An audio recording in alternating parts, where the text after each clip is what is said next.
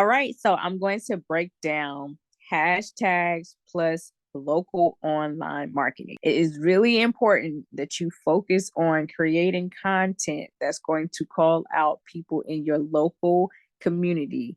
Getting into that local algorithm should be the goal. When I started to look up places local to me, start interacting with certain hashtags and certain accounts, I noticed that I started to get a lot more people pop up into my feed that was local to me. And you having an in-person location, it's just really important for you to really get deep into the local algorithm. So this presentation is to help you reach your local audience on social media. So let's start with tagging your location. Guys, editing journey here. What I mean by tagging your location, I mean your spa, your studio, your office. It is beneficial to tag your location when you post physical locations, neighborhoods, the city and town that you live in. And I really want you to note to never spam a place that you have not been to.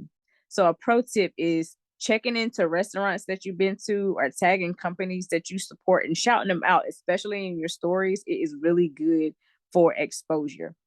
But let's tap into a little bit more about tagging your location.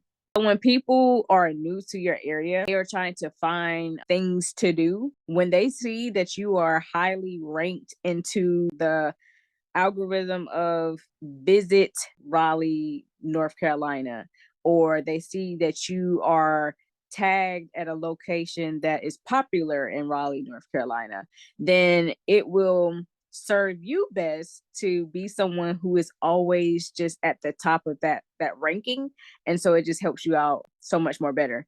Also, so just tagging your physical location when people need to know where you're located at, hopefully you will have the address and stuff like that into that tag.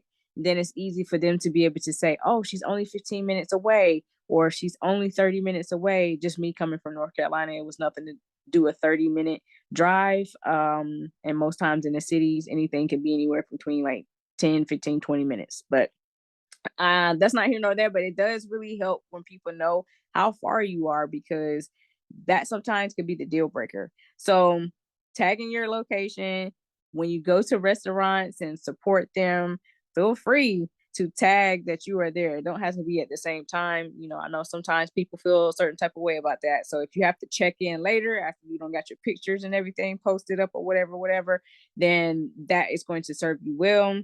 If you maybe have had a conversation with another business owner, then you can just shout them out, like, you know, enjoyed my coffee chat with said gym owner, you know, something like that, and then just shouting them out. It's just really good for exposure. They will appreciate the fact that you shouted them out, and likely they will share your shout out to their stories and to their feed. And it's just good to get your name out there in just such a simple way. Regularly engage with other local businesses slash accounts. So I said accounts because, you know, it could be people like influencers, people who are like local leaders, people who have a lot of followers that are local. Those are likely to just be accounts, you know. But it's really important that you engage with local businesses, because entrepreneurs to entrepreneurs have an understanding, right? So they know the importance of word of mouth and, you know, getting your business name out there. So they're likely going to be the one that's going to share your information more than people who don't know you and that you're actually trying to sell to, right?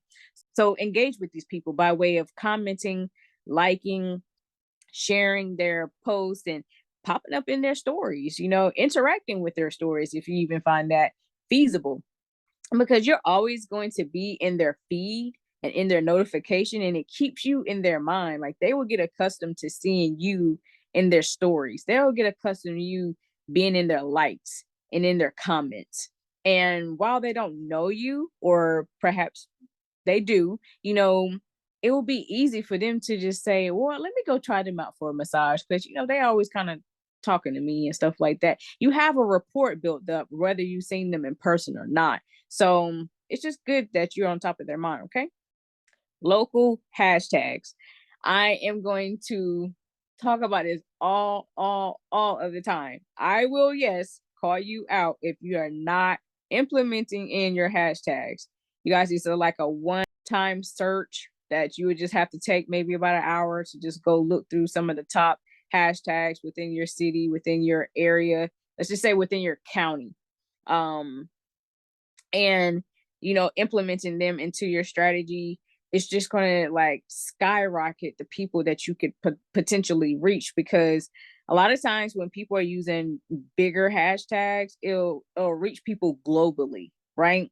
But using your local city hashtags, such as like your location tags, like Atlanta, visit Atlanta, your industry tags that are local, ATL massage, ATL estheticians, and who you're targeting, like ATL moms and ATL realtors. Like, this is going to get you in front of these people. Likely they follow this hashtag, or these people utilize this hashtag, and like visit ATL. People trying to find things to do. Like, they got money, they trying to ball out, right? So they're going to come to you if you are highly ranked into the algorithm of visit ATL. And then of course you got dope content. So please, please, please just take the time to just go study those top hashtags.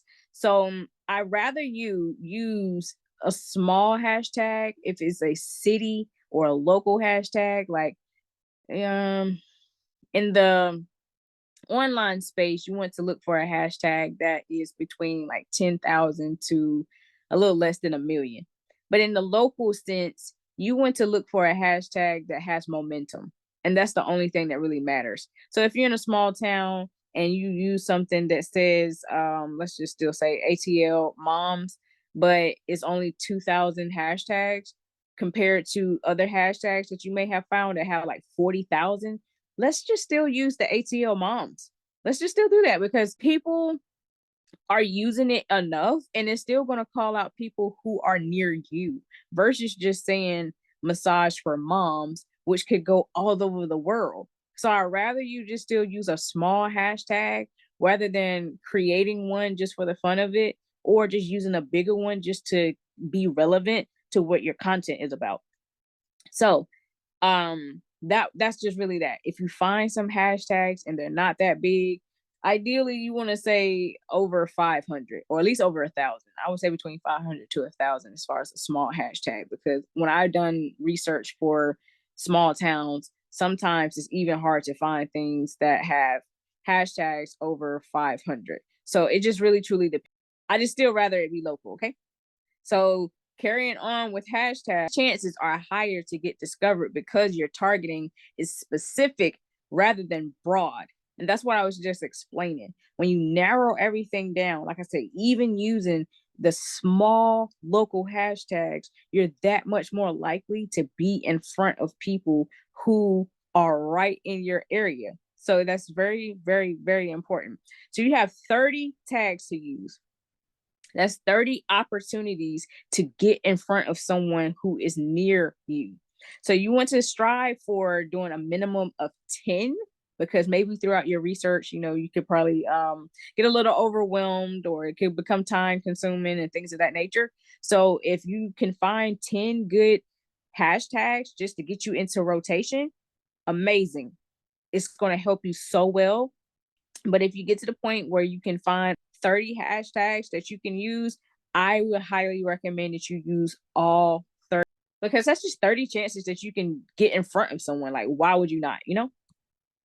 Local focused content, especially when it's relevant. So here's what I mean. If there's any events, festivities, topics that you can create content around to create a buzz, you definitely want to jump on that. So like an event and a festival actually that was popular back home, festival that the college had put on. So everybody would come out like on a Friday. I think it went on to the whole weekend. I remember specifically on a Friday, like everybody would come out and, they had like face painting, they had pottery, they had the henna tattoos. I'm not sure if I said that right, but, just fun stuff, vendors, food, they had all these things there. And I remember going one time and I posted that to my feed, got a little interaction as far as that. But that's something that you can post on your business page just to show that you're active in the community. Everything is not about the business on your page, and it's okay to be able to post something where you was at a festival or at an event, because when you tag these events and when you use the hashtags of these festivals and things of this nature, it is going to get you in front of people that much more quicker. And they will also find you relatable, being that you like the type of events that you probably posted about or festivals that you went to.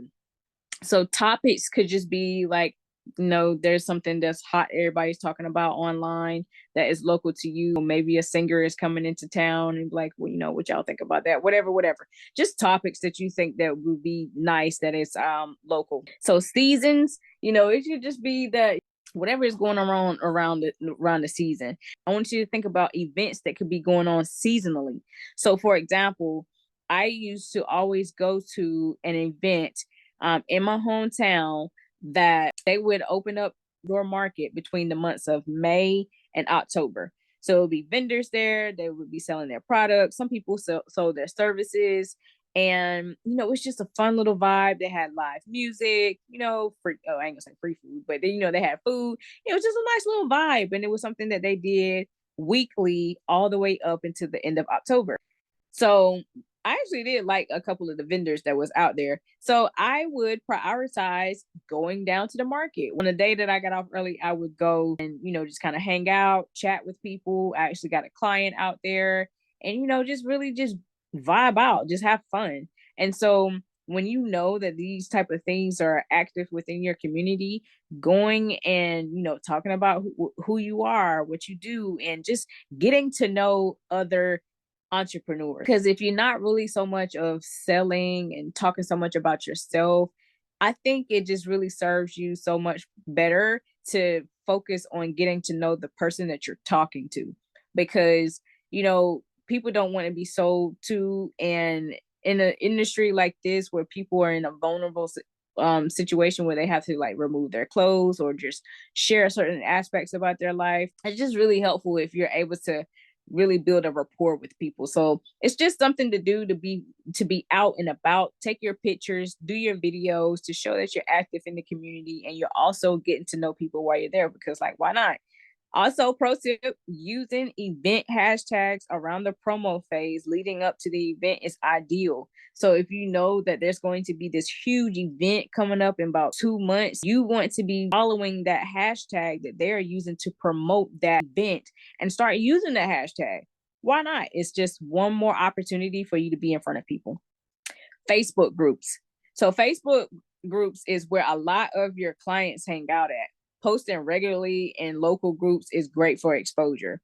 People are sleeping on Facebook, but really the groups is where a lot of people hang out at. Like the feed may not be popping the way that it used to for some people. I actually still enjoy Facebook, but for some people, the feed may not be popping like that because people are actually hanging out in like more communities within these groups. So finding some of the really active groups on Facebook is going to be the best decision that you can do, because you need to be in the flow of people who are active and that are just, again, just right in front of you. So putting in some posts where you're educating and a couple of your promotional pieces, but it's just really about being present and being consistent as far as being in front of people. So thank you for listening to this. I really hope that you received a lot, or either a refresher, a reminder, or just to know that you are on the right track. And we'll talk on the next one.